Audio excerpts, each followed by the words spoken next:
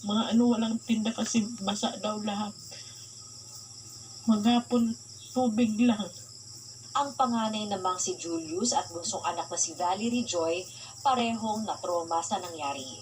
7 taon noon si Julius at 5 taon naman si Valerie Joy. Yung bahay namin lumubog, natabo na ng tubig. Tapos yun lang po yung naalala ko po. Naalala ko lang yung bahay namin, kalahati na lang yung nakikita. Pero hindi sila nawala ng pag-asa lalo at marami ang tumulong sa kanila. Tulad ng Santa Rita Local Government Unit, Samar Provincial Government at paggabay ng inyong ABS-CBN Foundation. Ang padre de pamilyang si Jesus Villagracia, inilahad ang kwento ng kanilang pagbangon. Nung pagkatapos ng Yolanda, may nagpasyal dito na si Norby, sinig dito kung may potential ba na lagyan ng isang tourist spot. Kinausap naman ni Ma'am Gina Lopez yung mga barangay official dito na kung pwede. Umuki naman mga barangay official.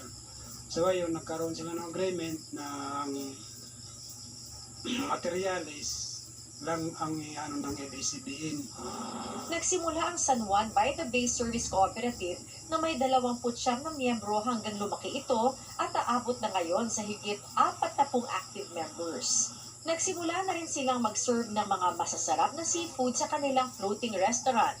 Fully booked din kadalasan ng mga turista ang kanilang mga cottage na sakay naman ng San Juanico Cruise na bumabiyahe halos 5 beses kada linggo. Naging advocacy ko na talaga is lumakas yung tourism sa Tacloban at sa region. Na-inspire din kami sa ABS-CBN na inserve namin nga sila, kayo nga na malayo, tapos papunta dito para tumulong. Si Ma'am Gina kasi is talaga yung drive niya, pinupus talaga niya. Main attraction din ngayon ang makulay na pailaw sa kahabaan ng San Juanico Bridge na lalong nagpatingkad ng turismo sa lugar. Patuloy pa ang expansion ng San Juanico by the Bay Floating Cottages and Boardwalk, isang patunay na may pag-asa matapos ang trahedya.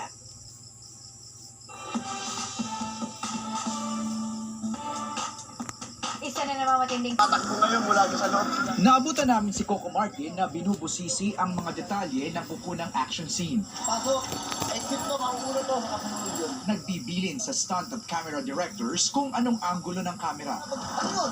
Pagkapunto ka, mag-uurok nito, hindi na ako dito, dire-diretso na ginapon. Ang mga kasamahang aktor kung kailan papasok sa eksena dahil big scene ang assignment nila. Sa gitna ng pyesa ng Nazareno, doon magkakaroon ng malaking gulong na kasi nandun yung drug transaction, kami naman may inaabangan kami, meron kaming tatambangan, tapos sa ibang karakter naman, sila Ma'am Charo, sila Lobby po, nandun din sa Quiapo, namimigay ng meron din silang drama doon na. Sa isang eksena nila ni Ivana, nakita namin ang paggabay ni Coco mula sa lakad, pag-ikot ng katawan, tutok ng baril. Paparinhan siya, Sinisiguradong perfect ang shot sa camera. Kapag may mali ako, kunwari hindi ko siya nagagawa ng tama, sasabihin agad ako ni Coco na, yung legs mo ganyan, i-open mo pa. Kasi Alawi. first, Mga si Alawi, di na babae, oh. Kauban ni Tanggol. Ngayong gabi, quantum event ang mapapanood sa Batang Quiapo. Ibig sabihin, lahat ng bida magkukrus ang landas. Kwento ni Coco, lahat ng eksena, pasabog. nahanap na ng katawan namin. Para bang feeling ko pag normal yung eksena, parang feeling namin nalilitan ka. Oo. Parang nasanay na kami sa maraming tao, sa maraming crowd, sa magulong environment. Parang hinahanap na namin. Kasi siguro yung mata namin na gusto namin ipakita yung totoo. Sa pinalabas na trailer noong Biyernes, isa sa mga kaabang-abang ay ang habulan sa kalsada.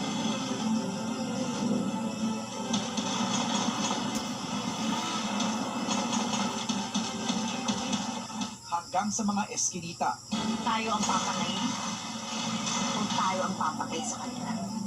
Pati ang nakakabiting pagharap ni Ramon at Rigor.